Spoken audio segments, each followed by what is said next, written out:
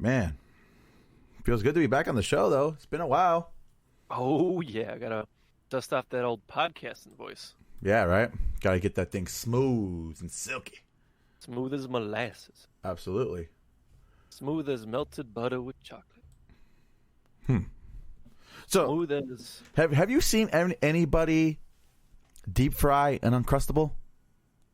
I haven't seen it, but it sounds like, I don't know, like a dietary transgression that I can get behind. It sounds like a good mistake, doesn't it?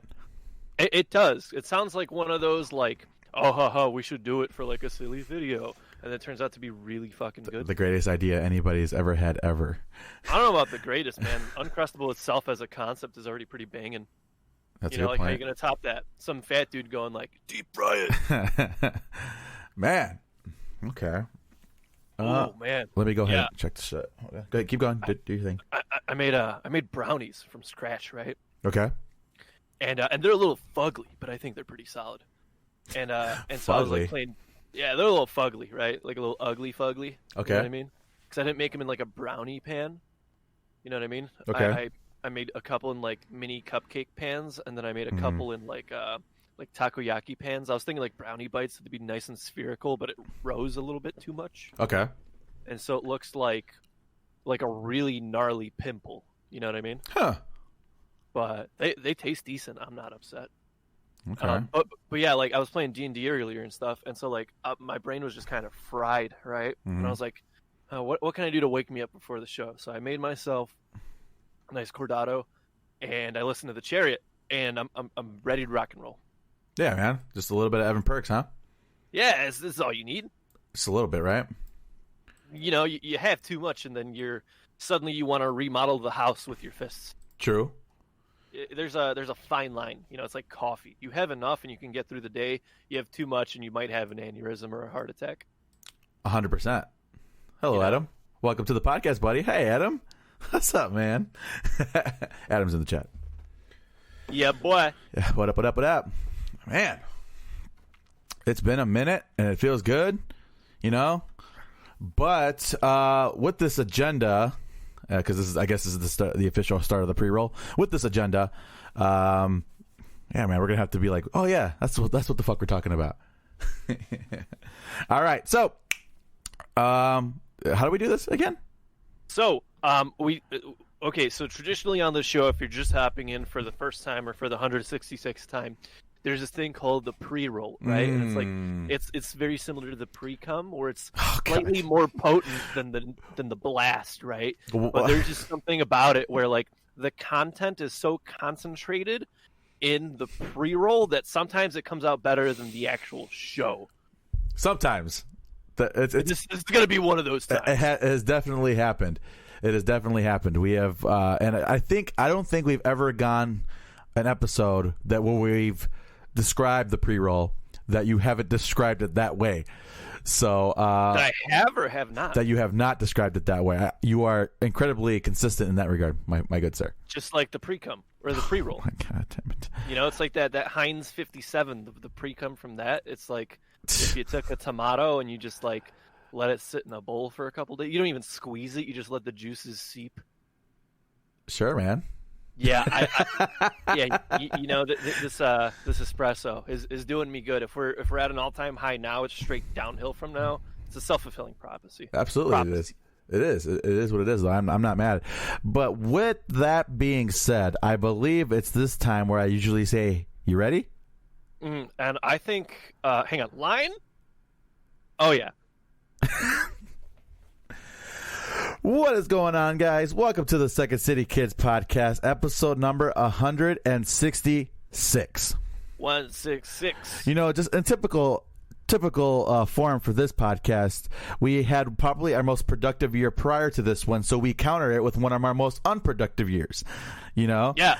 So for reference, we usually do a year in review, like the first or the second. We never do it like, you know, before the new year. Mm-hmm. But we're usually pretty good with like, hey, like next day, let's talk about our like year in review. Yeah. Yeah. So this isn't even a year in review. It's the end of January. So our 2020 year in review is probably going to be like the same episode as our 2021 year in review at this rate. Well, I don't know about you. Honestly, when it comes to the year in review, it's for this year in particular, it was just kind of hard to put my thoughts together for like anything coherent. It's that pandemic fuzz that just gets you like, well, yeah, and then you're like, oh shit, that also came out this year, and then you're like, oh yeah, and they delayed their album, but this came out, but that came, and then you're like, well, where do I place all these? But I think we should at least do an album/EP top and a movie top. I think those are fair. Yeah, probably. We're not gonna do like a favorite vacation or like because we didn't do shit. Favorite Disney character you kidnapped this year. Okay, so should I? Never mind. I don't want to. Because you had your top 3 ready. Because it's still pending, so I didn't want to. Yeah, well, I know Goofy was like number 2 on your list, and then I want to say he bumped up. I know you weren't feeling it, but I want to say he bumped up. Yeah, I mean, it was a little bit of weird. It started to get weird when he started to talk in his non-Goofy voice. It got a little strange for me. I have kids at home. It got a little weird for me, and then this like the conscience kind of seeped in a little bit. And you know how that goes. Yeah, man, my first Disney character kidnapping experience went really strange because, like, Gaston is such an ass, but when he starts crying in your trunk, you start to kind of feel bad for it. Oh, and then I had a Deadpool moment where I got rear-ended, and then he just shut up. Welcome back, lawyers. Oh, my God. Yeah, like Gabe said, it has been about 2 months, actually over 2 months at this point, where we've ran a show. We apologize for that. I'm just going to chalk that up to holiday craziness and just the inability to get shit done. Let me just recap what happened in these past 2 months, because it's not like we took 2 months off. We'll start from most tame to least tame. I picked up another camera. Jake pretty much rebuilt the rig into something spectacular. Absolutely gorgeous, right? Like, your new rig is beautiful. There's no way around that. Yeah, it is what it is. Christmas happened. I drank a lot. There was a coup attempt. GameStop is just through the roof. Booming. Yeah, gold coins with Shiba Inus on them might be worth, I don't know, billions of dollars in a week. Yeah. It's quite the occurrence, man. It is quite the time that we are lived in. We have lived through, and this is within the last month, within the last couple of Wednesdays. Like you said, coup attempt, president impeachment, again for the second time. First guy to ever get it done twice. Man, so nice. He had to do it twice. And president inauguration, which a former first lady just absolutely slayed out there. And it's crazy. Like you said, this meme Bitcoin or this meme cryptocurrency may be skyrocketing a little bit. It's actually dipping. I'm speaking as an investor myself, and it's like you said, the rebuilding of the rig, brand new rebranding of my personal identity, at least on Twitch and in a variety of places. Yeah, man, Brilliant Villain. We are here. We're doing that. So that's pretty cool. But I wanted to keep the podcast going just because, it's good to talk to my good old buddy Gabe from time to time. Catch up with what we're doing. And it's like I said, it's one of my favorite things. It'll always be one of my favorite things is getting the podcast done. So, like I said, I think you and I kind of half-heartedly kind of tried to bring this together within the last couple of weeks. It was like you were like, oh, let's record. And then I was like, yeah, sure. And then it'd be quiet. And then I'd be like, hey, we should probably record. And then it was just switching off. And then today I was like, yes, I will be home. Let's sit down and let's commit because you've been doing your streaming. I've been doing my hobbies, and it's just been a mess. Absolutely. And so we are glad to be back for episode 166 of the Second City Kids Pod. It's going to be a very loose kind of episode. Like I said, we do have some agendas, but some of them have gone from relevant to irrelevant to back relevant to irrelevant in the amount of time it's been since we've done the show. So we're going to try to keep this together the best we can. I'm just going to go ahead and eliminate top 10 cereals unless you have I didn't even see that. Yeah, I'm not even going to do that. If anything, what is your favorite cereal? Let's do that. My favorite cereal. It's a hard one. When I was younger, I liked the sweet shit a lot. You know what I mean? I think at the moment, Captain Crunch still holds a very special place in my heart because, only so many things can tear up the roof of your mouth like that. So absolutely. Consistently. Yeah. It's just like, but I was, because I have this conversation with my new hire class every single week. And it's like, man, like, it's great. There's nothing that could beat Captain Crunch, but you could only logistically have one bowl because otherwise you're going to need fucking dental work. And it's a whole situation. So I feel like you could have one bowl pain-free, like zero consequences. You could definitely have two bowls. But like anything past the 2 or 3 mark, and you're like stitches, oral surgery, complete facial restructuring. Yeah, I mean, I think that's kind of a hefty price tag for just your favorite bowl of cereal. So, speak for yourself. I mean, I guess you're right about that. But I'm gonna have to say, I love me some Fruit Loops, man. It's tried and true, and it just tastes good. You know, the shit tastes good. And you can keep having a billion bowls, and it'll always be good. So, there's something special about eating it dry, like out the bag with no milk, and you get that like thin layer of powder on your fingers after you like, you know, decimated it. Yeah, and we do got Greg in the chat. He is saying Captain Crunch or bus or bran flakes with bananas. Slap that mug in the microwave for a minute and you sauce him. That's what Greg says. So yes, he is indeed correct. You are indeed saucing. It's actually kind of. Go ahead. How many like ingredients do you have to add to a bowl of cereal to make it a sauce? You know what I mean? Because you're like, oh, saucing, like you're like, you know, like you're maneuvering. Now you're like having fun, but like logistically speaking, how many ingredients in a like a loose liquid semi-liquid form do you have to add before it's sauce or even salsa? Like, what if you just added like tomato chunks? That sounds like a plan, actually. This might be something that we have to invest in. I know what I'm putting in my chili. So the first great idea of today's episode was deep frying Uncrustables, and then the worst idea was Fruit Loops 2% milk tomato salsa. Yeah. I think I died a little on the inside. Yeah, it's a little bit wild out there, but it is what it is. But so yeah, those are the favorite cereals of the show, I suppose. And I guess we gotta get into some of these topics. So again, forgive us because some of the things have come in and out of relevance in the meantime, in between time, like HBO Max, that whole drama. I mean, I don't know what you want to say about it. It's kind of played itself out at this point, and it's really no real resolution to the drama that ensued, because a lot of these people behind these movies are like, well, what the fuck, we didn't agree to this, and Warner Brothers and HBO Max were like, well, so too bad. So supposedly theaters around here are like opening back up, right? My girlfriend and I were talking about it the other day, and I was like, well, what the fuck are they going to show? Everything's either been delayed or like straight to like a streaming service, right? Correct. And she's like, well, it looks like Wonder Woman's coming out. It's going to be like one of the first few movies back. Yeah. Well, and I was it's out like, now. They did put it for what, like a week or two on HBO Max? I believe so, yes. Yeah, and I heard it was utter dog shit. Yeah, no, I was incredibly disappointed, and I've waxed poetic about Gal Gadot as Wonder Woman, but I myself have stayed away from it. Honestly, at this point, anything that's going to be on HBO Max, if it is on HBO Max, I am waiting to just till Kong vs. Godzilla comes out, which we'll probably talk about next. But yeah, that's why I'm waiting for at this point. I believe March is when Kong vs. Godzilla is coming out. And have you seen the memes? Yeah, we got some good memes. I seen the one with the Hulk saying, "But big monster." You know what I mean? My favorite one is like it has them two compared side by side, and he's like, "Oh, giant radioactive, scaly, like, you know, dinosaur-looking beast," and then the other one's just monkey. There's something about this. I feel like it's like a timeless argument at this point. It's like probably 50, 60, 70 years old. Yeah, for sure. And it's just you're always going to have Kong people. You're always going to have Godzilla people, right? But there's a fundamental problem with it, and I don't want to get too crazy into spoiler territory or theory territories, because you and I could run wild with these things. But, we have. Yeah, and we've dedicated full episodes to talking about Star Wars. But I'm thinking that there's going to be something that equals, or something that explains the equality between the two. That's strong. No, not just that. Monkey laser eyes. Yeah. So there's going to be something that equates them, but I don't want to get too crazy about it. Maybe we'll talk about it off air. But if you do enough research on the interwebs, you could come up. I'm sure you could probably find what the hell I'm talking about. But that's going to be the deal with that. But yeah, Kong vs. Godzilla is going to be absolutely sick. The trailer dropped, and I was just like, okay, sign me the fuck up and put it into my fucking liquefy it and put it directly into my fucking jugular vein, because I'm ready. Steady IV drip. Yep, I just need that. I need that craziness in my life, because I was watching. First off, we watched Skull Island the other day, the Kong movie, and it's fucking fantastic. And then we watched King of Monsters again, and it's just ridiculous how good those movies are.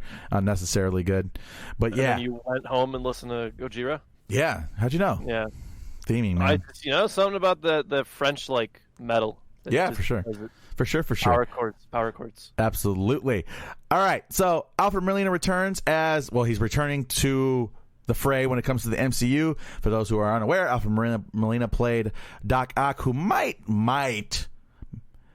be the best villain from those Spider-Man films. Now, I know people are going to go crazy about William Dafoe as Green Goblin, but I think Alfred Molina as Doc Ock was absolutely fantastic from Spider-Man 2. They're both good. You know? I think at that point it's just a favorite. Yeah, absolutely. And because those first two Spider-Man movies were actually really, really, really well done. So, I'm excited to have him back. I think it's lending itself to some Sinister Six vibes, because we've talked about the other Spider-Mans being confirmed and all that good stuff. So we'll have to wait and see, the deal with that. So I'm excited to see him. So there's that. Next up, we got a whole bunch of Disney news. So Disney just dropped the fucking bomb on us. I want to say about a month ago at this point. Well, they just dropped all their shit that they're going to be releasing for us, right? So a bunch of Star Wars related stuff. The Bad Batch, which is like an extension of the Clone Wars cartoon. The Ahsoka TV show, which she was in The Mandalorian. Spoilers. Too late. Yeah, sorry, my bad. I think everybody kind of knew that when Rosario Dawson got cast. There has been, we've subsequently seen the start and the end of The Mandalorian this season. In the meantime, oh my God, if you have not watched it, Gabe, and I don't know how up to date you are with Mandalorian, if you even started it, bro, just do it. Oh my God, just fucking do it. It is so good. I'm on the writing staff for The Mandalorian. Oh yeah. You're right. But yeah, so Rangers of the Old Republic, of the New Republic. Actually, I don't know why. I think I wanted to will it and say Rangers of the Old Republic, but oh well. Don't talk of the Old Republic. Yeah, get me excited. Exactly, it's a whole thing. Kenobi finally also being officially announced. Apparently, it's only going to be 6 episodes, but they're going to be an hour apiece. So we get a little bit more. We get a 6-hour stint of Kenobi. Yep. With Ewan McGregor? Hell yeah. Yeah, sign me up, right? So that's all good stuff. Disney-related stuff. I bet Buzz Lightyear's going to get his origin movie, cartoon, story, show thing. Show him getting molded in plastic at the factory? No, yeah, I'm done. No, it's more about in his lure. Do you remember the Buzz Lightyear TV show from way back when? Yes, I do, and I think that's basically what they're playing off of, I believe. Man, that was a pretty decent show. It was not bad at all. Disney Pinocchio, whatever. Baymax is getting his own cartoon. And, I actually just rewatched Big Hero 6 last week. How devastating was that fucking first 30 minutes of that? It was. I saw that movie in theaters. Did you?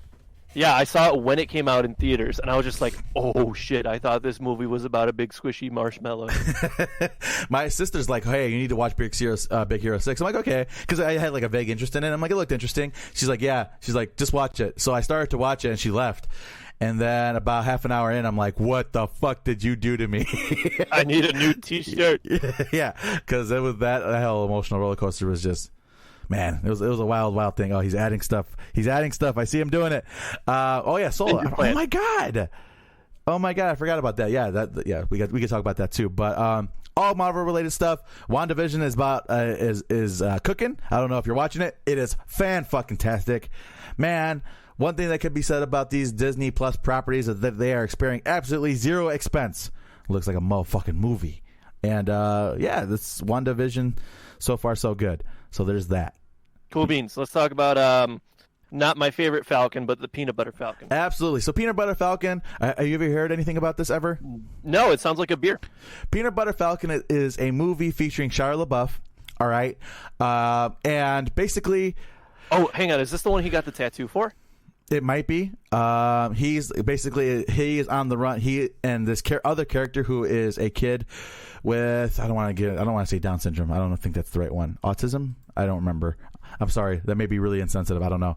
But he's a kid with special needs, and they are basically two fugitives on the run due to separate circumstances, and they kind of meet together on the road, and they have this wonderful adventure.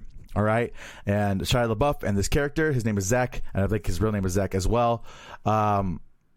They just form this really wonderful relationship out there on the road. They have this adventure, and there's a lot of heart and soul into this film. I think people are saying overall it's probably Shia LaBeouf's best film overall, and I know it was critically acclaimed. So I think if you see it, I think I caught it on Hulu, I think.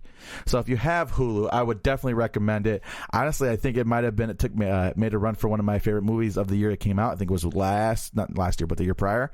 It might have made a run for one of my favorite movies of the year. So definitely check out Peanut Butter Falcon if you have not. Like I said, it'll tug on your heartstrings, and you're going to really love the characters and the way the world kind of developed, and very realistic, obviously, and very sad in some moments as well. So definitely check out Peanut Butter Falcon. I'm giving it a solid B+. It was absolutely wonderful. Nice. What do we have up next? We have okay. The Chilling Adventures of Sabrina was a show we were very, very excited for when it first came out in 2015?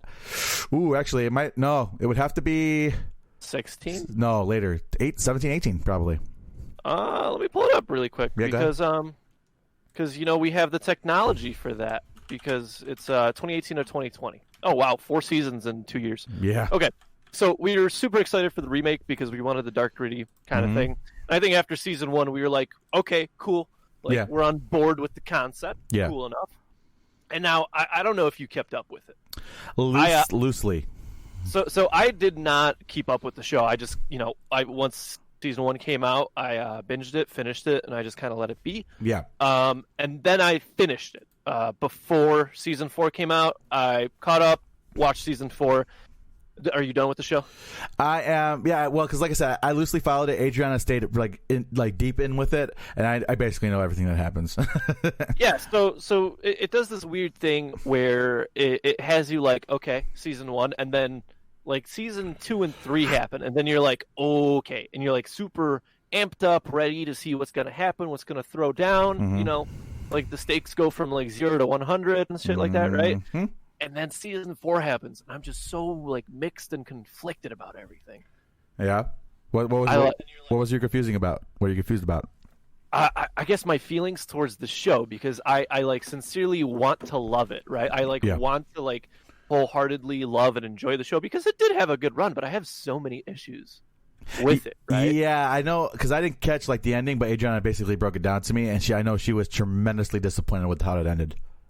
And my biggest gripe was that and like I had the same kind of like issue with Supernatural, right? Because after a certain point, it's like, okay, you've defeated the devil, right? Like, what are you going to do next? Correct. And Supernatural went, well, God's next, and then the Leviathans, right?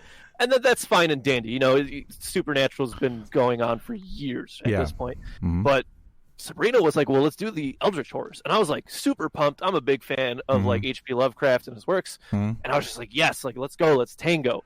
And I just, dude, it felt very Monster of the Week, very episodic and inconsequential because there was, 7 of these things, and just they were all defeated in one episode, and some of them had like really cool concepts and effects and like catches, and I feel like they were plowed through. Like, you spend essentially 2.5, 3 seasons building up the devil himself, right? Yeah. Like, this is the devil, and then like kind of building around that. So like, here's like Lilith, and here's something else to worry about, right? Yeah. And then like I said, 2 to 3 seasons just dealing with all this stuff. Yeah. And then you plow through these things that are supposedly like infinitely stronger. They're from a totally different like spatial plane. Yeah. And they defeat it in a season. And then the show wrapped up kind of funky, and I was just like, dude, like, what I felt happened was that at the end of season 3, Netflix was like, yeah, you're good, right? You're wrapping it up, and then, right? Yeah, and then season 4 started, and then somebody at Netflix was like, hey, by the way, this is the last one. And then they were like, oh shit, now we got to wrap everything up. Yeah, I'd have to agree with that. Overall. My thing is that they relegated. Oh my god, what's the word I'm looking for? They relegated. There you go, Satan to like a side character. I mean, I guess that's fine, but like, you spend all this time focusing on him. Yeah, and he's just like, he's part of Sabrina's hijinks after a while. It's like, the fuck, he's part of the gang. Yeah, it's like that's silly, but yeah, I do agree. It's like these like you said, these things were hyped up to be like the destroyer of worlds, which essentially they are. And they kind of just, oh well, we knocked this one out by locking him in a dollhouse. It's like, that's really dumb, actually. You know what I mean? Like this thing that has cosmic powers and is able to transport from point to point throughout the universe, and it's just you'd lock them in a dollhouse and that's and again, it. I don't necessarily have an issue with like the solutions per se. Okay. I mean, some of them were kind of janky. Mhm. I'll admit that, but none of them I was like, okay, now that's just straight stupid. Okay. It was just that it was all done and resolved. It felt like an hour-long Scooby-Doo episode with some blood. Okay. I'd agree with that for sure. You know what I mean? Because Yeah. like the whole Satan thing, like I said, like the consequences carried over to each and every next episode. It's like, oh, the impending doom of the Dark Lord and stuff like that. Yeah. And then suddenly it's just like, oh, well, here comes like the weird, and it's like, okay, well, he's done. Yeah. Next, it just felt very like deli-ish. Yeah, Like, take a ticket, and then when they call your name. Yeah, that's how she was handing out beatings, man. I mean, she's like so over. Like as a show, the thing about that made the original Sabrina kind of fun is that she was constantly kind of figuring it out. You know what I mean? And I feel like in the Netflix show, she was just so overpowered. You know what I mean? She would like. I get it that she obviously, and at least in the show, she had lineage that would made her powerful and stuff like that. But there was never really learning. You know what I mean? And she was just constantly fucking up everybody's lives and like, oh, okay, well, we fixed it and no big deal, right? And it's like, come on, man. Like, I don't get it. I really like the actress who they picked, and I think she did a good job with the material that she was given, but I don't know, man. To my understanding, none of the actors were satisfied with the wrap-up. They were all like, oh, okay. Yeah, I would agree. And like they started to like do this thing where like the whole crew finally kind of came together, like all Sabrina's friends and stuff. And it's like, okay, they're doing this, okay, big apocalyptic moment, okay, end of the show. You know what I mean? It's like, well, all right, fine. Overall, I think, like you said, I think they probably crammed 2 seasons worth of build up to a not so great 7 or 8 episodes. Yeah. And it was kind of a breakneck kind of a situation. And I don't know. Like you said, I'd probably agree with you when they were like starting to write the new stuff. And it's like, okay, well, by the way, this is the last one. We got to get out. We got to wrap this up. We're not renewing your contract, by the way. And then it's like, oh, shit. Absolutely. So, I feel like the easiest resolution, and like I said, I don't know for certain if that was the case. I don't know the timelines or anything like that. But I feel like the easiest rectification would have been pick one eldritch horror. You know what I mean? Yeah. Like you have so many to choose from, and they're all open domain, if I'm not mistaken. You know what I mean? Like you don't even have to go Big Boy Cthulhu. You know what I mean? Yeah, for sure. Pick one, focus on what that horror does, like the harbingers of the horror, and then build it up, and then have the last 2 or 3 episodes of them trying to fight it off. Yeah. You know what I mean? And I feel like that would have been a very elegant resolution, or pick even like 2 or 3. You know what I mean? Yeah, to go throughout an 8 episode season where you at least give them more than an episode of just figuring it out. You know what I mean? I'd have to agree. Overall, I think the show, I mean, like you said, the concept of it, and even like the art design to the show, and the set design, and all the characters, it was like photography, the callbacks, it was all really great up until you get to that last season of the story itself. Yeah, and it got a little wonky. I would have to agree with you on that. That's why I kind of lost my attention. And yeah, I know Adriana was, like I said, it was severely disappointing with the end. So I don't know, man. I guess we'll have to wait and see. I don't have them written down, but my girlfriend did point out like 3 or 4 plot holes that like we like looked into, and they're like unexplained. I don't have them written down, but I will like follow up with this because she's like, oh well, why didn't she do this or that? And I was just like, oh, that's actually a really good point. Like, you know what I mean? Yeah. And it's one of those like big question mark things. Like, oh yeah, that is like super unresolved. Yeah, it's a little bit of a weird thing. I'd have to agree overall. But yeah, so Sabrina, I think it's a situation where it was extremely promising at the start, and then kind of got diluted over time. So see, and now like here we come to this issue where it's like, because it wasn't inherently a bad show. No. It didn't necessitate like half-assedness. You know what I mean? Because it was pretty quality throughout most of its run. But it's like, well, do we give it a pass because Netflix finally decided to, hey, let's finish a show? Or do we go, no, you guys need to do better and finish writing, or like give enough time to finish writing? You know what I mean? Like, if you're gonna do, and like, don't get me wrong, I totally understand like, hey, we're going to do a season, and if it does well, we will renew your contract, right? Yeah. But then figure it out. Be like, yo, dude, like, we're gonna sign a contract for 4 seasons total, right? Like whatever build up crazy arc you're writing, it needs to be like done in 4 seasons, and then if it's still banging strong, we can talk. Yeah, because that's, you know what? Now that I like put that out there, I feel like that's exactly what happened with 2 and 3. Because 1, they were just like, well, let's see if there's interest, right? Kind of a self-contained story. Yeah. And then they were like, okay, we'll give you 2 more seasons, right? And then the whole Satan thing wrapped up. And then probably towards the end of like filming and producing season 3, they're like, okay, this show's doing really well. We'll give you 1 more season, right? Like, we're going to renew your contract. And then they were probably like, okay, we're going to get like 2 more, maybe, right? Yeah. 2 or 3 more, right? And then they're like, nah, 1 and done. No mas. Yeah, I don't know, man. I don't, like I said, I don't know the exact details on how to fix it, but I don't know. Like I said, I don't want to blame casting crew and writers because I think, like you said, I think it had more to do with what they put their best foot forward. Yeah, I think it had more to do with probably Netflix's decision making than anything else. You know? Yeah, and it is, you know, it's one of those things where we've seen them cut shows. Like, so many shows don't have a resolution, and they're just like, nope, done. No mas. Yeah, man. It's like right now, me and as far as like the Netflix shows, the one that me and my wife are into right now is The Crown. Yeah. I don't know if you know anything about The Crown, but you would think it would be tremendously boring based on, you know, the subject matter, which is basically the royal family and like all their shenanigans and whatnot. But I will say, at least the first 2 seasons, I really, really, really liked. I really liked the actor they picked to play Queen Elizabeth and whatnot, and made it interesting out of stuff that wasn't so interesting. So I'm going to give them credit on that so far. But right now in season 3, and they switched actors because obviously they're doing like time periods, right, about Queen Elizabeth's life, and now she's older. So they got rid of the old actress, which pisses me off because I really like her. I'm going to get a fucking poster of her on my wall. But so that's the deal. Overall, I would recommend it, but I haven't finished it yet. So it's going to be, I guess it's going to get very interesting. I don't know what Netflix is doing, honestly, because right now me and the woman are looking at other subscription services like HBO Max. And we're like, okay, who's getting the cut? And it's looking like it's going to be Netflix. Yeah. I believe HBO Max picked up all those old Cartoon Network shows like Ed, Edd and Eddy, Courage and stuff. So that's a very strong contender for me as well. Absolutely. So like I said, I'm thinking Netflix is going to have to take the bullet on that one.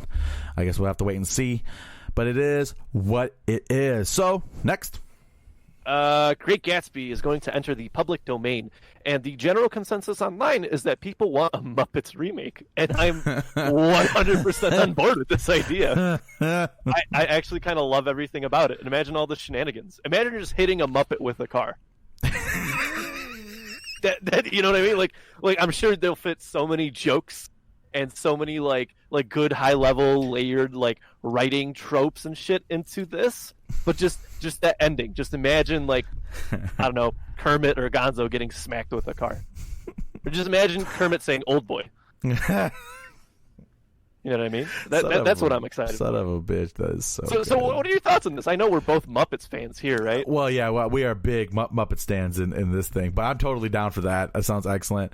But Great Gatsby, man, like easily one of the most beloved books of all time. So I think that's kind of cool. I had an English teacher who swore on it. Like it would, like if she was getting elected as like a politician, she would swear on the Great Gatsby. I swear to God, dude.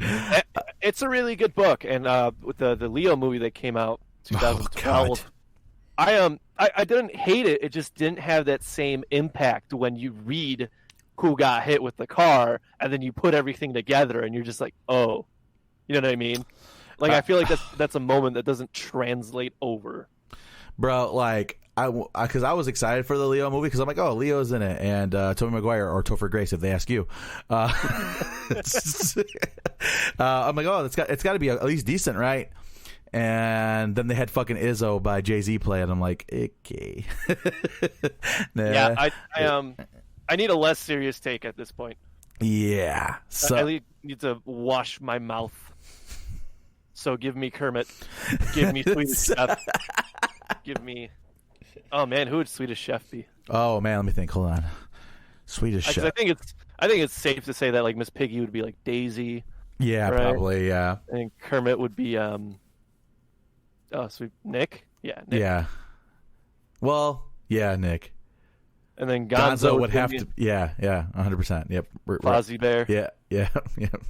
Yeah. Just Bunsen and Honeydew or Honeydew. Jesus Christ, dude! Write it down, Gabe. Write it down, and if it happens, bro, we got a lawsuit. No, we don't, because this wasn't my idea originally. This is like something floating around. Damn, you're right. People were like, just give me a Muppets remake, and then I read it and I go, yeah, actually, yes, give me a Muppets remake. That is a phenomenal idea. God damn it, it's so good. All right, fine. Yes, I'm in. Sign me up. All right, here's an idea for the next episode. Okay. We present either classic movies or classic pieces of literature, and we do a Muppets remake. Okay, we can find and cast like 4 or 5 characters, and then be like, okay, so this is who's who, right? Jesus and we just roll from there. Yeah, man, it's gonna have to happen. That's necessary. Yeah. Next podcast. It's just the question is which one of us is gonna bring the Bible, right? So it's the New Testament, but the Muppets. So Fozzie Bear is Pontius Pilate, right? Oh, fuck it. No, we fucking do Mike Kemp. So shit. Oh my God. Hey, man, there's 2 very different definitions of classic literature. We're going now. Oh, man. Chris, you want to do 50 Shades with... Oh, no. Oh, man. Yeah, dude, I was thinking like Scarlet Letter, but you're like Mein Kampf. Okay, dude. All right. I mean, if that's what you consider classic. Oh, it's historically important. You can't tell me it's not. I mean, yeah, I don't know if I call it a classic, though. I'm sure somebody at some dark corner of the internet will call it a classic. Everybody must have this on their bookshelf. Oh, my God. That's fucked up, man. Yeah, that's pretty gnarly. Speaking about classics, Disney dropped a new movie. I believe it was like December 2020. It was Christmas Day, exactly. Cool. It's called Soul. Mm-hmm. And you saw it, right? I did. We can tango. We can. All right, dude. So this movie kind of takes on a lot. It talks about like the spark, like what makes you want to live. Yeah. You know what I mean? And it takes on some really like heavy shit. Yes. And I saw it and I wanted to text you immediately because the movie is about a dude who's an aspiring musician who's like never made it hardcore like that, right? Yes. And just that aspect of it, just like it got to me. You know what I mean? For sure. And I know you felt that too. For sure. It was nothing short of phenomenal in my opinion. So this is Disney's Pixar's thing. So Pixar, constantly doing the Midas touch and everything they touch turns to gold. Like you said, Will Putney. It should have been about Will Putney. No, but he's very accomplished, so that doesn't work. For sure. So, man, this, but like you said, it touched on heavy points, and the character's understanding of the spark was different to what everybody else in the movie was saying, which I thought was tremendously interesting. And it wasn't really till the end where it all kind of made sense to me too, because the spark isn't what you like to do. The spark is finding the will to live, right? So, and for our particular, what was Tina Fey's character's name? Like the little soul, what was it called? Hold on. God. I think it just had a number. It's a number. Right? It was a number. 27 or something. Yeah. Hold on. Let me look. Soul. I'm sorry. Tina Fey played. Sorry. We usually are better at this. No, we're actually much worse. As 22, yeah. Okay. Yeah, 22 was her name, and it was basically the soul who didn't want to go to Earth, right? She says, "I'm perfectly fine with my existence as is," and I've gone through a variety of different mentors, which that whole thing was fucking hilarious, and I just never found it, and it took her having to inhabit somebody else's body and go to Earth and realize that living for her was worth living for, right? But again, the main character, who was played by Jamie Foxx, Joe, thought music was his purpose, right? And then it was actually really beautiful because he had his big moment where he broke out, right? He played that show with that famous jazz musician, and he's like, "Okay, so what's next?" And she's like, "Next is same thing tomorrow." Yep, tomorrow we get it and do it again. And in that moment, he feels unsatisfied, and it's like, wow, maybe it wasn't all what it was cracked up to be. You know, maybe what he thought he was living for. And then they have this moment about halfway through where he's like, okay, well, this is my life, right? And it's him and music kind of costing him the more important things in life. You know what I mean? And not to say that he doesn't love music, because by the end he still does, but he found a different reason to live, and that's kind of to start enjoying life, and his music is not the only thing that's important. And I think it's really smart. And my biggest thing is that it's closer to Inside Out than it is to Toy Story, right? And how life works, and a human is the main character. And yes, they find a kind of a cute way to frame more complex thoughts such as emotion, and here finding the will to live, you know? And I don't know how they do it, man. I don't know how they go into meetings and you're like, okay, so I have this idea, and in that idea they come up with something incredibly beautiful. I don't know, man. I don't know how they do it. Yeah, pretty intense all the way through, and the intensity doesn't hit you until you put the pieces together. Yeah, and it's actually, I'm actually reading it right now. The guy who wrote Inside Out is the same guy who wrote this. Makes sense. So yeah, like I said, it's definitely closer to that, and I consider Inside Out my favorite Pixar film of all time. So Soul is really, really good, very, very well done. And after the movie wraps, you sit back and you start thinking, and I think that's a telltale sign of a great movie.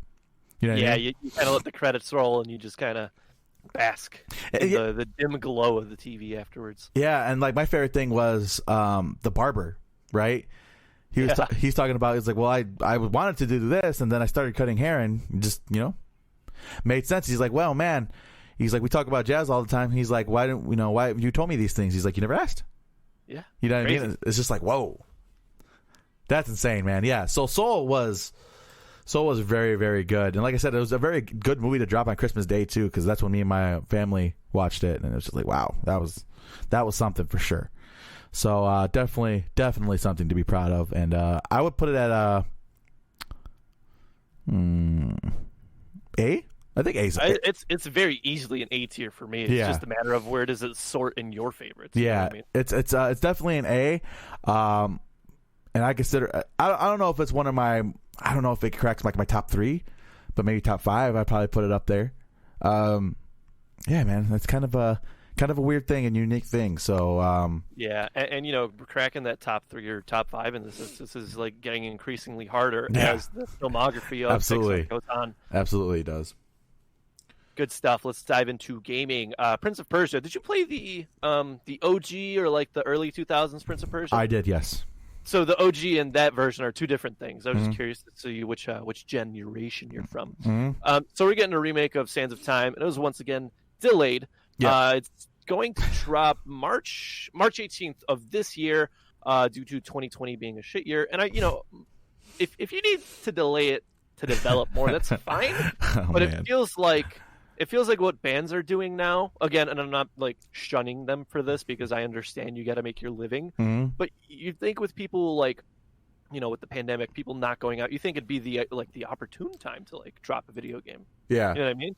Because it's like, well, you're home or you're working from home, you know, might as well get an extra hour or so in, right? Whatever you want to do. Yeah, but with the next topic we're gonna talk about, I think it's probably in its best interest to keep cooking if it has to cook. Yeah. You know? Really quick side story about Prince of Persia. Sure. The first time I played it, I was like young, right? And I just loved the rewind mechanic. Yes. But I got stuck in one of the fights with one of the kings in the first palace. And every time I would rewind, it would still take me back to the point where I got smacked by the blade and I would die, right? And so I was essentially stuck in an infinite loop, and I had to like redo the fucking game up to that point. That's a fucking bummer. I'm hoping that they add like a Mario checkpoint save. Like, hey, once you get past this spot, if you like die with all your rewinds, like you'll come back here. Yeah, right. Yeah, so, that'd probably be necessary in that regard. Yeah, and I'm looking forward to it, man. Prince of Persia, it was one of those games that I just wish I devoured more of in my youth. But, you know, when you're young and dumb and you get frustrated and you get caught up in this, like, bullshit, then you just kind of let it go. I still have my copy here somewhere, too. Oh, cool. Excellent. Yeah, man. Well, like I said, let's go into this next topic, and it's just going to further demonstrate that point. Cyberpunk 2077. All right, so much hyped from other people. I think you and I had the right approach to this. And it was supposed to be one, the big game that dropped this year, right? The one that everybody It was talking supposed about. to be the game that changes your life. It was supposed to be the second coming of Jesus Christ. Correct. It was supposed to be, and all right, I'm not going to dive into it because we can make jokes about it all day long. Correct. You and I stated many episodes ago that we are equal parts excited and weary because when the hype train picks up, it becomes exponentially harder to stop it. Yes.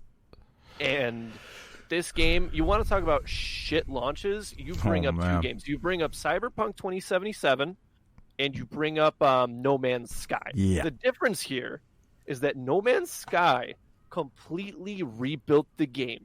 Yeah. And now it is living and it is beating. And it is, in fact, thriving. It is stronger than it has ever been. Yes.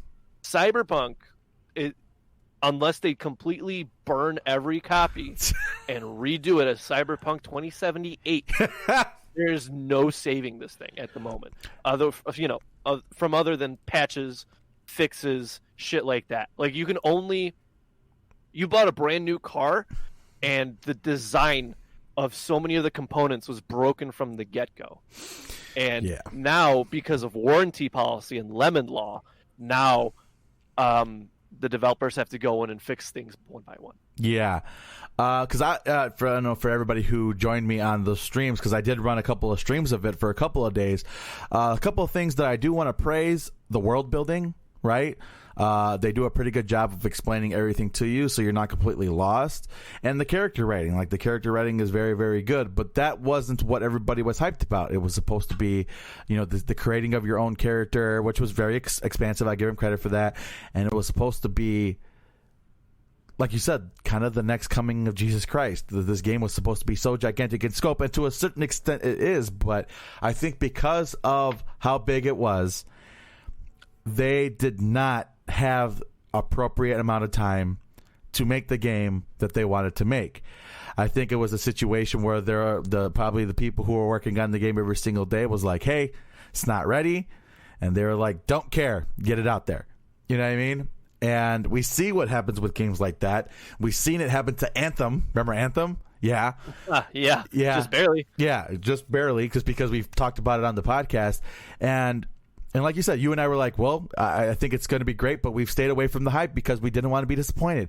And that's why I'm not devastated by this, because we did stay away from the hype of it. And it's very sad to kind of what's happening to it, especially for CD Projekt Red.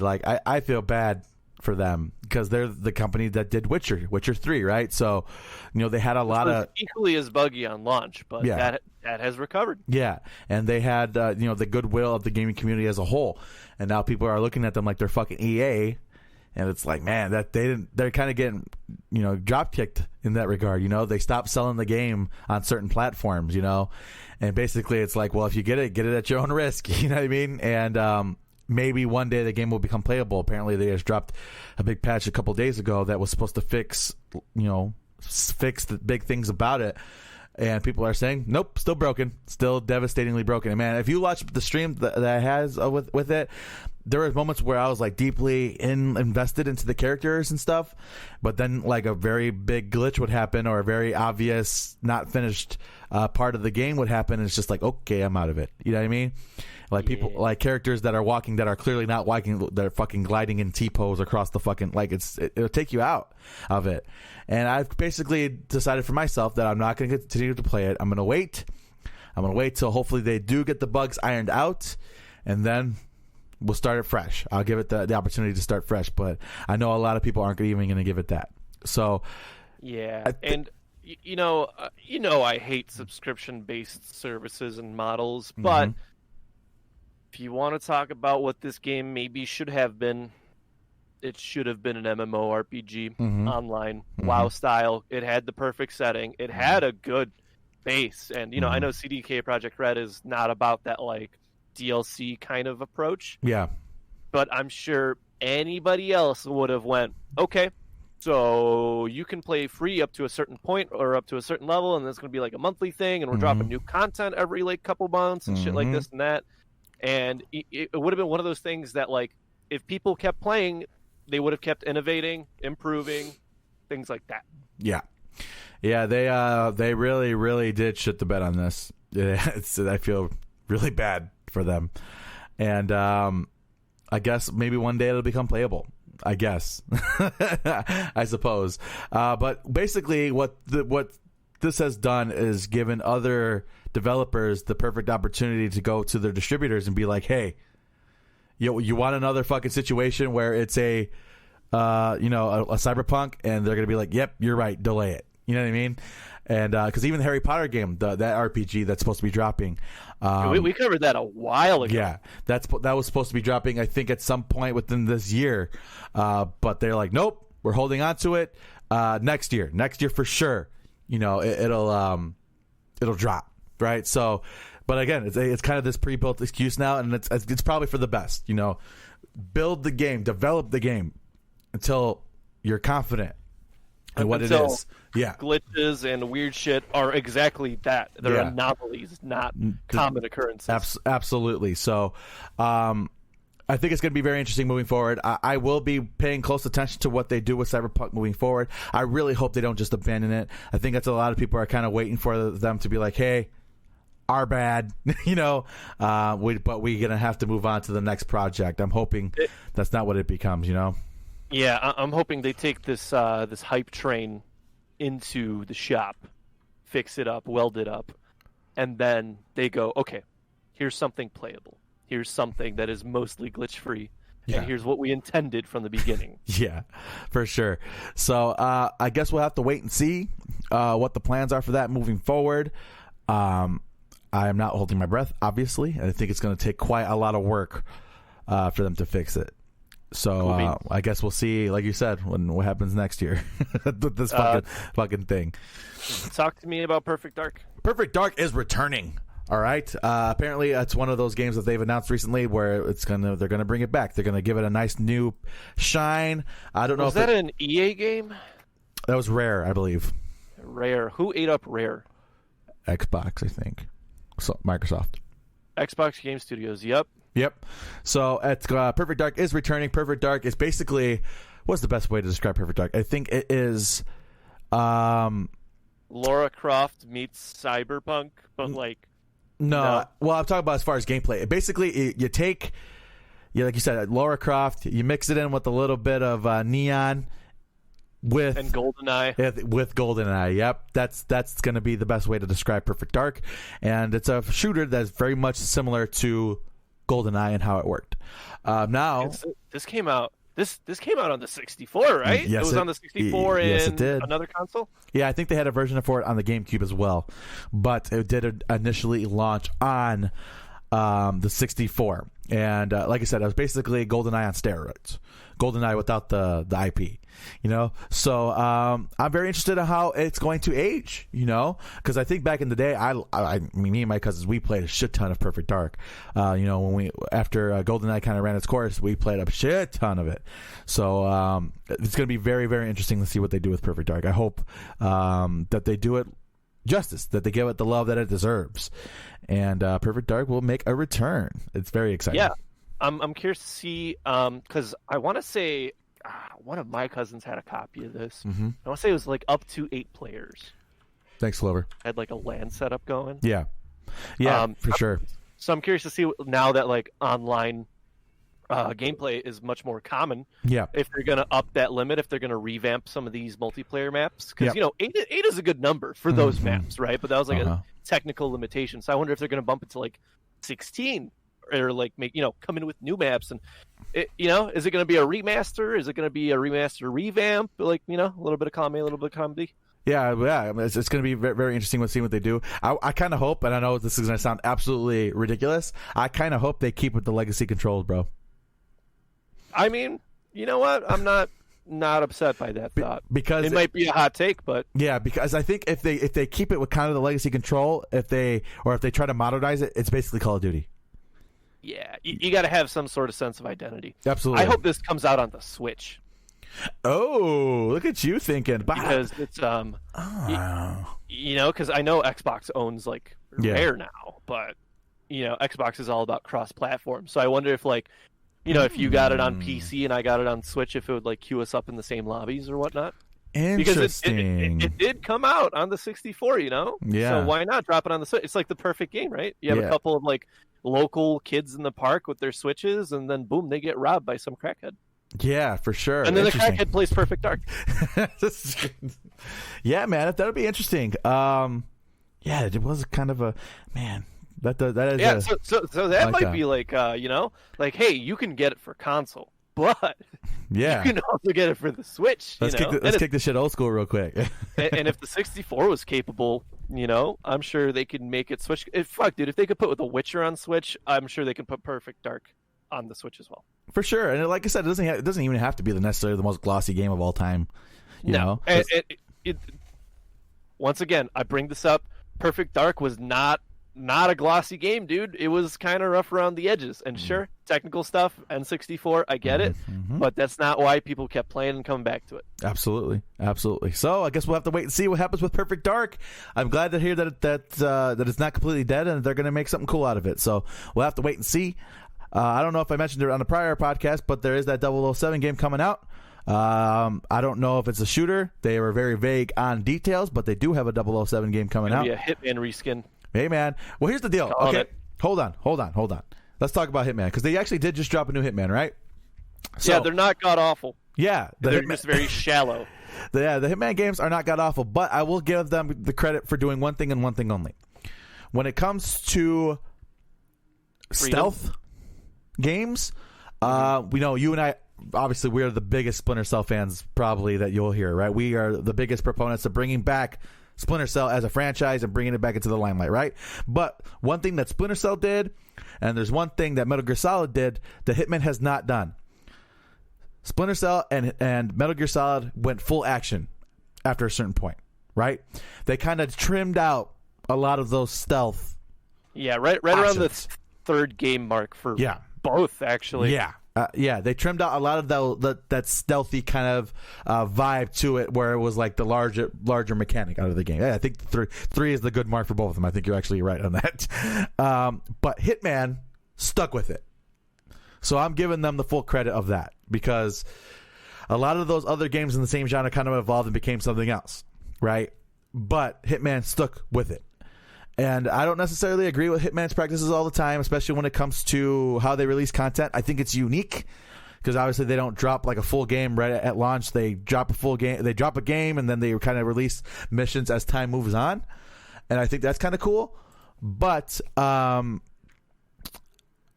give them credit for sticking with the formula. You know, I can dig it to a certain extent. I'm not the biggest nitpicker here, because I'm not invested in Hitman. My brother-in-law kind of looks like Hitman, like a little thinner version. Does he? He's got the suit, he's got the gun, Oh, nice. So, but yeah, I guess we'll see what's going on with 007. But speaking about old games, one of my favorite old games. Would you say your favorite game of all time? Probably.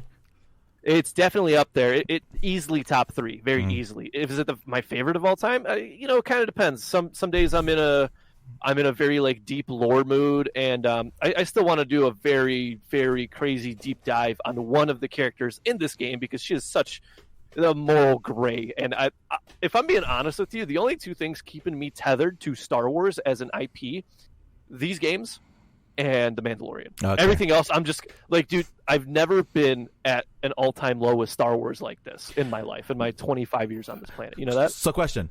It was... Because you hit a lull after the last Jedi, like hard lull. I know that for a fact. Where like you were even watching The Mandalorian because that's how fucking much it pissed you off. So would you say this current lull that you're in is even more devastating than you were in after Last Jedi? Yeah, dude. It's just it's one of those things where, do I think 4, 5, and 6 will be classics? Yeah, forever and always. It's hard to diminish the value it had on cinema and the impact. You know what I mean? Yeah. And do I enjoy the prequels? Yeah, to any extent. I'm sure the memes help a whole bunch, but I enjoy it, right? Yeah. And it's just one of those things where I don't, there's a lot of good stuff in the sequels, but it just, didn't do it well. It was disjointed, and like I said, Favreau, by the people for the people. Thank you. Yes. And you know, the thing with Knights of the Old Republic is that it's done. There's no more like soiling it. You know what I mean? We'll see. So, at this current time, Yes. on the 30th of January 2021, the series has been dead. Period. It has a loyal cult following. Don't get me wrong. Mm-hmm. And there's people that make, you know, upscale mods. There's people that restored a lot of the cut content in the second game, which is phenomenal. Mm-hmm. But it's just one of those things where it's like, you know, you played it, you enjoyed it, and then boom, you play it again. It's one of those things I revisit every year where I do a quick little playthrough where I dump like 20, 30 hours into it and I just re-enjoy it, right? But Knights of the Old Republic 2, The Sith Lords, came out on mobile. And the first one's been around on mobile for quite some time. Yeah, dude, you know, I tried to get you into it and maybe it wasn't working out. That's fine. But to anyone who has been curious about this, check it out. Well, I actually haven't tried it on the new rig. Yeah. Because remember, I couldn't get it to play on the old one, remember? Yeah, and then I come over and No. give it a whirly boy. No, because you're like, I don't get it. And then you walked away. Oh, yeah, and then I went home and fixed my game. Fixed yours, yeah. You fixed yours. Yeah. You didn't fix mine. So we'll get you going, but it's one of those very, very Maybe I'll stream it. games. Maybe I'll stream it. Play through the first one. The general consensus is that the first one is phenomenal. One of the best video game twists in all of video games, you know? And that's not just me praising the game, because if we're being honest, I like the second one for the unpolished, rough, coarse, unfinished dog shit masterpiece that it is. It's rough, it's coarse, and it gets everywhere. Yeah, dude, it's just one of those things. But the atmosphere and anyway, this is an episode about Knights of the Old Republic. If you want to hear an episode about Knights of the Old Republic, go look at the Exploration podcast. Oh, atta boy with a plug with the Dead Show. When are you gonna bring that back, bro? Soon. I've been busy. My co-host has been busy, like through the roof. So we got to sit down and figure out what's going on with it, because we have topics lined up. We just haven't written scripts or done research on most of them. If we're being frank here. I gotcha. It's kind of rough because Greg's doing his master's now, and I was there. I totally understand. It's a lot of work. So I don't know. We'll pitch the idea. We'll see. But it's on mobile. You know, if you're bored, if you need something to click at work, I check it out, or play Words with Friends. I don't care. I got you. My daughter just made a little mini appearance. I don't know if you heard her screaming at me. I did. She's a little psycho. Yeah. Speaking about psychos and appearances, Resident Evil 8: The Village. I'm sorry. Yeah. Okay. You know me. You know my policy on pre-orders. Yeah, I think this one's it won. It won. Let me just tell you, right? Here's what sold me. Giant 8-foot-tall vampire lady chasing me around. Yeah, dude, that's what I wanted this whole damn time. Bro, that's how you spend all your Saturday nights, right?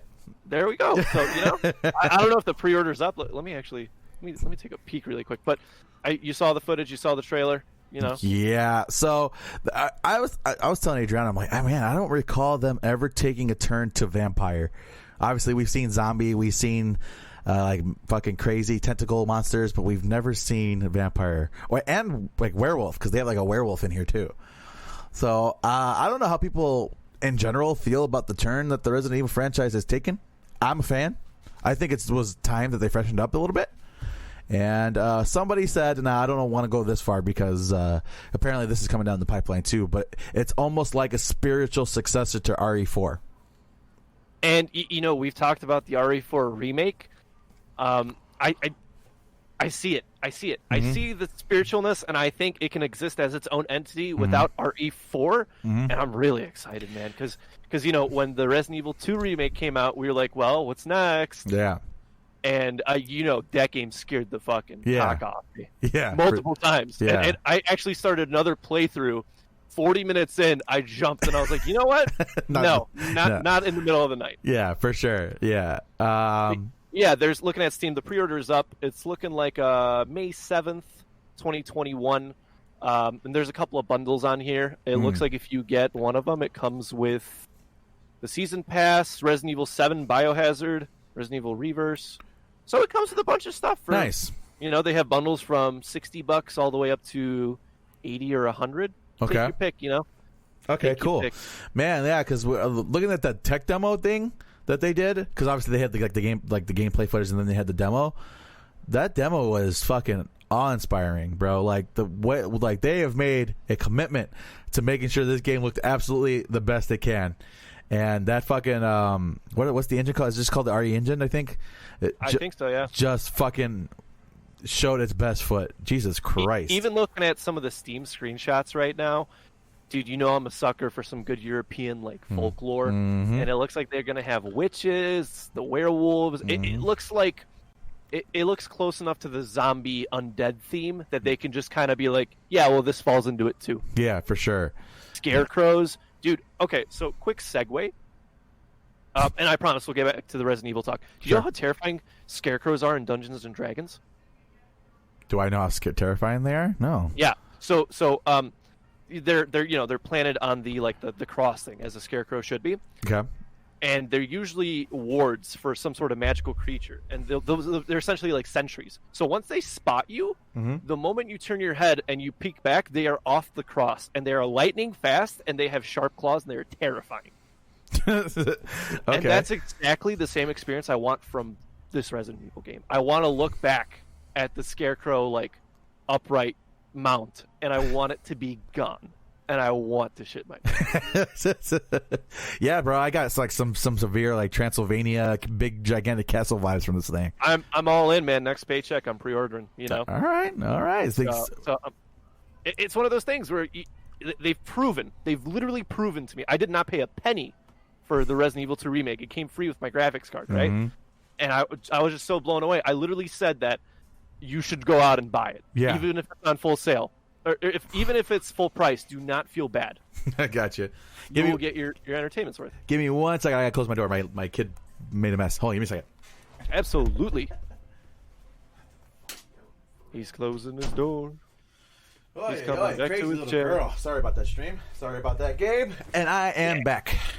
But big fan. I'm enjoying what I'm seeing, and you know me. I like my vampires. Especially when they look like that. Speaking about vampires, let's dive into music news and reviews. So I have a quick little addendum. I did an EP review by a band called Salem. It was self-titled. Okay. And I said, if you like Creeper, you will enjoy this band. I actually learned very shortly after that episode was recorded that Will Golding of Creeper, this is his other project. Oh, okay. So it is like Creeper-esque. Okay. It's like if Creeper was much hornier. You know what I mean? Okay. Fair enough. But it is also his band. So yeah, if you enjoy Creeper, check out Salem. I'm sure they've probably already done that at this point, Gabe. Okay, interesting. Yeah, I wanted to toss that in there because I know, in 100 years when somebody eventually listens to this podcast, they like resurrect my soul from the ye old bone grinder. They'll be like, dude, it's the same motherfucker, right? And I'll be like, bro, I've been asleep for like 100 years. I was literally, for the first time in my afterlife, about to get a good rest, and you wake me up to tell me this, so I'm covering my ass. Is what I'm doing. All right. Fair enough. So let's talk about the Architects, because they have dropped 2 singles in the amount of time it's been since we've done our last show. And they are called Black Lungs and Dead Butterflies. Now, which one do you want to talk about first? Black Lungs came out first. Let's cover that. All right. So Black Lungs. All right. So let's talk about it, man. So the Architects we mentioned it when they did the Animals talk, that they have kind of expanded their horizons a little bit, right? That they're not exactly doing the most technical metalcore in the world anymore, because they've taken a different approach. Black Lungs is more of the same when it comes to that regard, but with that being said, it has proven that Sam Carter is the best vocalist alive. And easily one of the best. Yeah, and he has shown, like, I was telling my wife, I'm like, he's got a new voice in there. I didn't know he sounded like that. I thought it was somebody else doing vocals. I'm like, oh, sweet. Maybe they got the guitar player doing vocals. No, that's Sam. I'm like, how the fuck did she got another voice hiding in there? How is that possible? It's ridiculous. But like I said, I think it's probably closer to more traditional Architects than even Animals was, and definitely more so than the next song that we're about to talk about. But I like it, man. I like it. They're showing a little bit of variety here. What do you think? Yeah. So I don't want to dive too far into the variety bit until we hit Dead Butterflies. Yeah. But Architects, good technical band. They're very seasoned. I feel like I'm giving very generic stuff. Did I like the single? Yes. Did it like blow my dick off? It was pretty close. They always get like within range. It's only close only counts in horseshoes and hand grenades, and Correct. I'm not sure which one they're using this time. Listen, man, I enjoyed it, but the Architects is your band at Correct. the end of it. You know what I mean? Correct. Like, you'll enjoy an Every Time I Die song, but they're my band at the end of the day. Yeah. But Dead Butterflies, I want to talk about this one. So first of all, give me your initial impressions, because I think I know what's going on here. So yeah, man. Like, first off, the music video was very interesting because they did it in an empty Lord Albert's Hall, which I think was kind of a cool choice. But Dead Butterflies is, I would probably say, because they've kind of run the gambit when it comes to the sounds of the genre. They went full bore ridiculous with Dead Butterflies in regards to the differences to what it normally sounds like. I think it might be one of the first Architect songs that I can think of that have had 0 screams in it. Not a single scream to be had on Dead Butterflies. And those horns, baby. The horns, the large horn, orchestral horn sound was just incredible to me. And normally they're more of like a strings, fucking violin style band when they have that large orchestra sound. And it's easily the most unique Architect songs that they've ever had, I think. So, yes, I agree with all the points above, and I think it's interesting to see when we saw Bring Me the Horizon's tonal change. Mm-hmm. One of the dozen tonal changes, I should say. At this point, yeah. I think for most of them, people were on board, and then when we got to Throne era, right? Yeah. And I think not that they're copying and pasting the mixing and production, but they are shifting tonally. They have grown as a band over the past, I'd even say 5 years or 6 now, since All Our Gods Have Abandoned Us came out, right? 2015 sounds about right. And they're entering this new character development arc where they're like, okay, we took the dirty, grimy British metalcore sound, we've improved it, and in fact, we've gone as far as to perfect it. They perfected it, yeah. Many a single with that perfection, right? Yeah. Like the golden stamp of vocals, guitar work, and drum work. Yep. And the bassist, can't forget the bassist. And now they're like, okay, let's see if we can make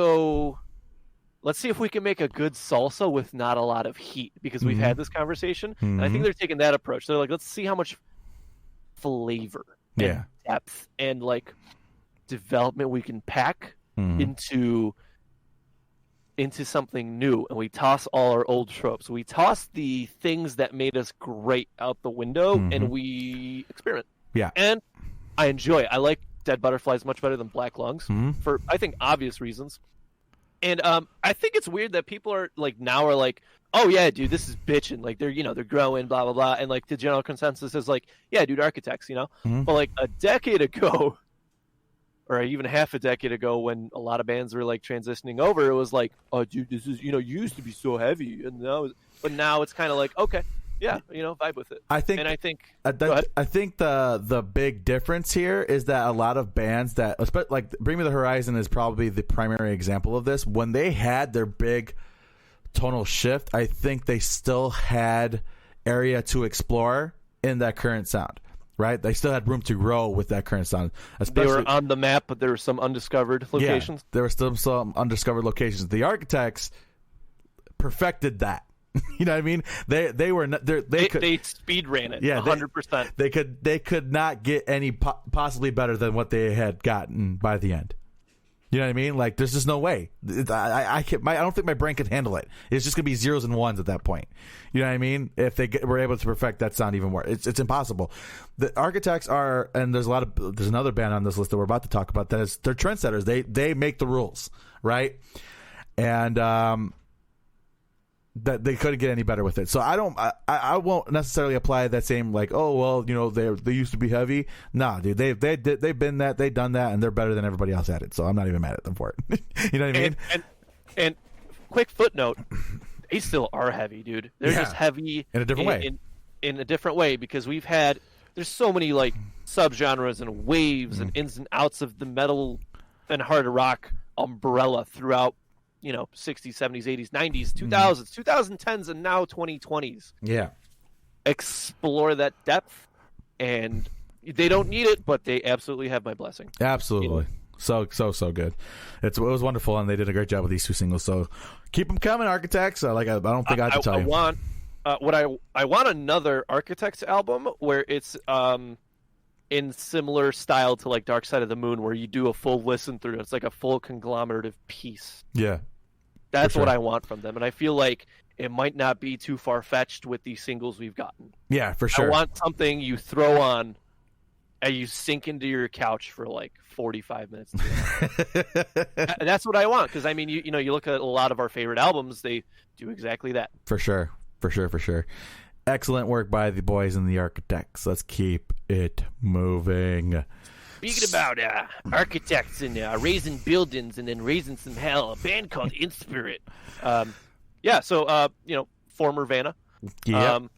A big excite. Talk to me about the EP. So it's called Moon.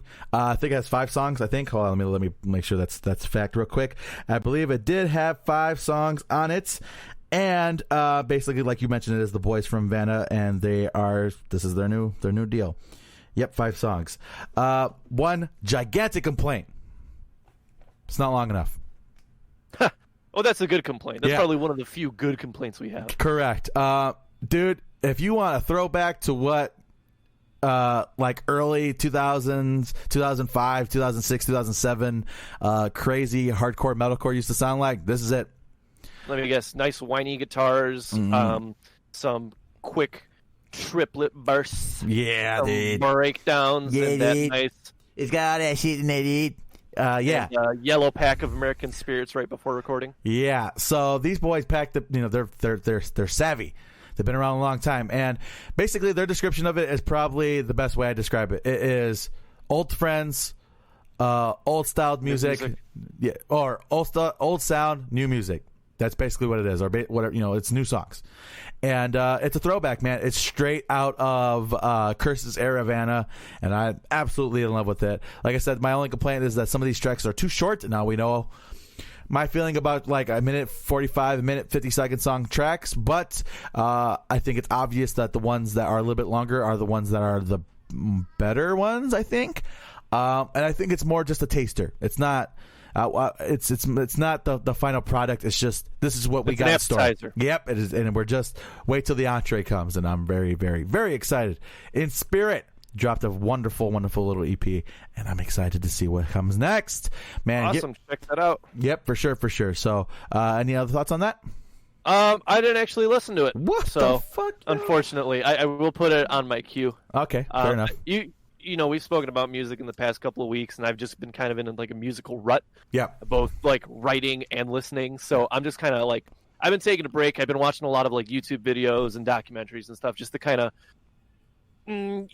sometimes like you listen to too much metal and then you're like, all right, let me go through on like, for you maybe Eminem, for me it may be like, some dirty, grimy fucking electronic music or whatever it may be, right? You just need kind of to clear your palate a little bit. I think you're 100% correct on it, because that's exactly what I do. Like, it's like Eminem and like stuff that I used to listen to. Yeah, stuff that I used to listen to like in my youth, like Linkin Park and stuff. Yeah, so that's, I'm coming out of that because I've music's been sounding good to me recently. Like we're back on like the kick. Yeah. But yes, I will find many a new band this year. We will review them, and we have actually the funny story, and we'll dive into that. But the very last item on the music news and reviews is I kind of think that's what burnt me the fuck out, because it's not nonstop. I was like emotionally, mentally, and physically drained because you can only have this band in containment, right? Bro, like you're gonna get mad at me, but it has been such long. It's been such a long time since I put this on the agenda that I did listen to all the way through, but it's been such a long gap that I totally forgot what I was going to say. You know what I mean? So I don't know if you want to move that over, but yeah, I'm not going to. Well, let's plow through the rest, and then we'll figure it out. So Vilify is a small band out of Australia where they put literal metal midichlorians in the water. So many lead, good fucking just lead. Yeah, you want to talk about heavy metal? Let's talk about lead, bitch. Okay, so this was a band that came up on my kind of Discover Weekly. Sure. Absolutely, like, I heard it, I was like, I am about all of this absolutely right now, and I feel like small bands are kind of the future of this scene because a lot of our giants are well established. Yep. And, they're always going to have a following. So I'm going to try and do my best to be like, yo, check this out. Yeah, so Vilify, Dead Weight, Habit, and they just released a new single called Clarity. They're amping up for... Oh, no, I'm sorry. Clarity is the EP itself. It is 5 tracks. I will have a full review on that. That dropped in December. Yeah, dude, I'm excited for this. So if you want to talk about, like, hype, I actually tweeted about it today. You remember when Northern Ghost came out? We were like, yeah, kind of same vibes from Vilify, except Northern Ghost dropped the full, really, really good album, and we're getting an EP right now. Okay. And I need that new Northern Ghost album. Yeah. I don't know where it's hiding. I don't know what's going on in bumfuck Ohio right now, but yeah, bro, because you and I kind of had these, like, obviously the 3 bands that we talk about, calling it like the Holy Trinity of the next step, and 2 out of the 3 of those dropped an album that was eh.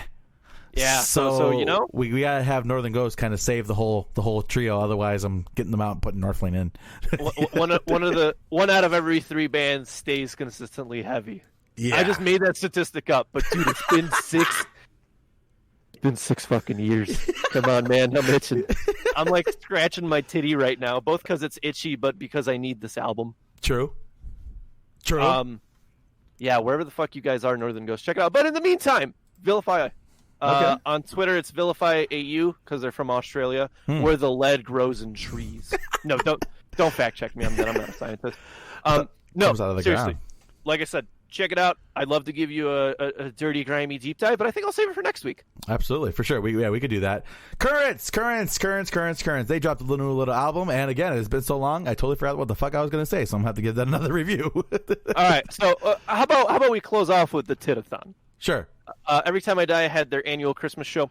It was remote this year. Yeah. And I'll say this. They did a very nice job of keeping the audience engaged because they did, like, okay, here's a song.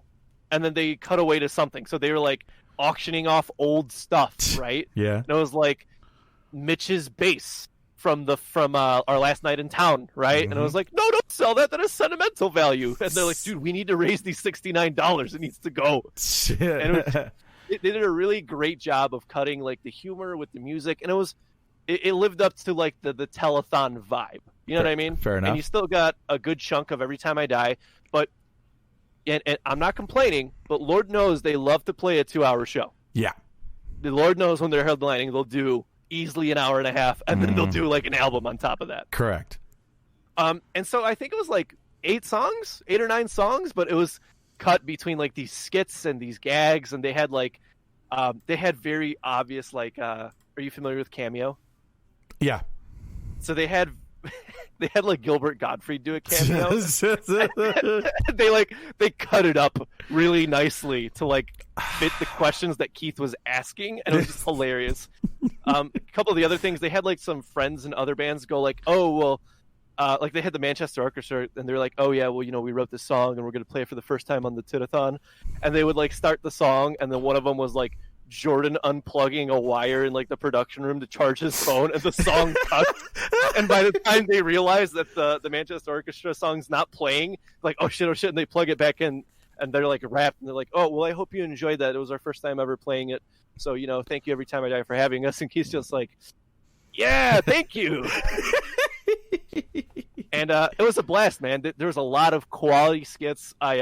My merch got lost, but it finally got reprinted, came in. I got a cool bitchin' Buffalo Letterman jacket. Yeah, I think they did something. They took a different approach to this, because I think it's very easy to go, well, let's just play, like, a set, record it, and then broadcast it at this time, which is what probably 95% of these bands are doing. Yeah. But Every Time I Die went, no, I want a story, I want a theme, I want insanity, and I want dumb shit left and right. And they fulfilled. Yeah. They absolutely fulfilled. Great band. Fun facts, Steve owns a little, like, tiki bar. What? Yeah. Where, in Buffalo? Yeah, in his backyard. What? Yeah. Or Mitch, I'm sorry. But, yeah, he has a little... Because they got a call from, like, the producer, and they're like, oh, you owe me $69. And they're like, where the fuck are we going to get $69? And he's like, just sell Mitch's tiki bar. He's like, no, dude, this is the only thing keeping Buffalo together right now. Like, everybody loves Mitch's bar. Bro, I cannot think of anything that would get less used than a tiki bar in Buffalo, New York. And it was snowing. And there was like people there. Oh my goodness. But Fair overall, enough. great experience. Happily pay for it again. Silent Planet's got one coming up in February, like a week or so. Mm-hmm. Might buy tickets to that. Their merch, man. I'm actually wearing my Silent Planet hoodie right now. Nice. It's just, it's one of those things where you get good merch, people are going to buy it. That's a fact, man. I'm still waiting for what am I waiting on? I'm waiting for my Inspirit flag to come in as well as that vinyl. So yeah, that should hopefully soon on that, man. I actually last week I got my 100th album, and the album came out in September, and just the massive amounts of delays. No shit. Yeah. Yeah, and it finally came in last week. I was like, oh man, we are so long and far from the album review that I did. Right? I mean, hey, fuck it. It is what it is. What can you do? Right? Okay, so quick segue. I fell asleep in my contacts, and I had the thing propped up in my room, right? And I woke up in the morning, and like when they're dry, it's hard to like focus. Yep. So I was like, let me stare at one thing, and like let me try and get them to like focus, right? And I stared at the album cover, and it was a terrible idea because it's like a blurry frog with like tie-dye in the background. I was like, okay, no, terrible idea. Other thing. It's like, this is making it worse. You're getting all cross-eyed and shit because you're staring at the fucking cover of that. That's hilarious. Yeah. So I think we're in consensus that Currents will have to wait till next week. As will the Chariot, I think. As will the Chariot. I did a lot of prep work for the Chariot. I want you to know that. I fucking forgot, bro. Like, because like I said, when we first brought it up, because we brought it up in the last show, I'm like, okay, well, this is the first thing I'm gonna do, so I have stuff to stay. And it's out the fucking window, man. It's gone. And I did the same thing. And it's like, if you don't take notes, yeah, that's what I'm gonna have to start doing, you bro. Immediately forget. Yes. Even sometimes during the show, we'll come up with new stuff and we'll forget old stuff. Correct. It's a weird thing, man. Man, so yeah, I was surprised that the fucking NFL shop doesn't have that crazy delay like a lot of other people are suffering from, because I ordered my Tom Brady jersey last week and I finally got it. The woman finally paid up, Gabe. It took 2 years. So 2 years ago, when the Patriots played the Kansas City Chiefs, me and my wife bet a jersey. If she won, I buy her a Patrick Mahomes jersey. If I won, she buy me a Tom Brady jersey. He has since then switched teams and is going back to the Super Bowl. So I had to get my jersey against Patrick Mahomes, which is hilarious. So it's all come full circle. And I got my jersey, so I could scream at the TV on next Sunday.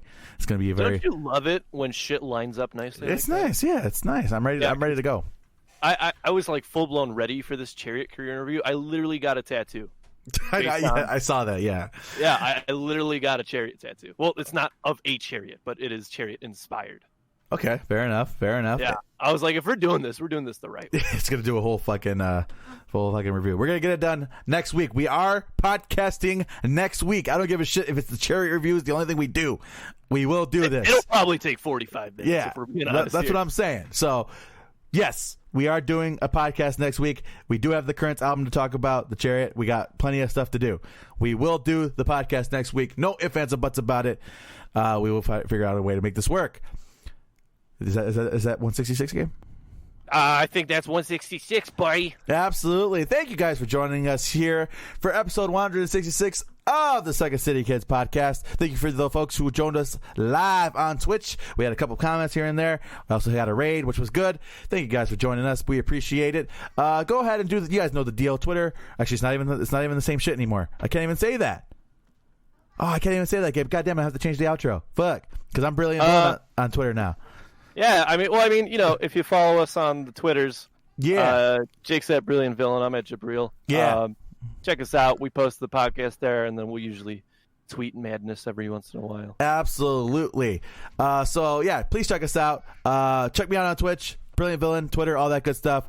And thank you guys for checking out the Second City Kids podcast. And we will, God damn it, we will be back next week.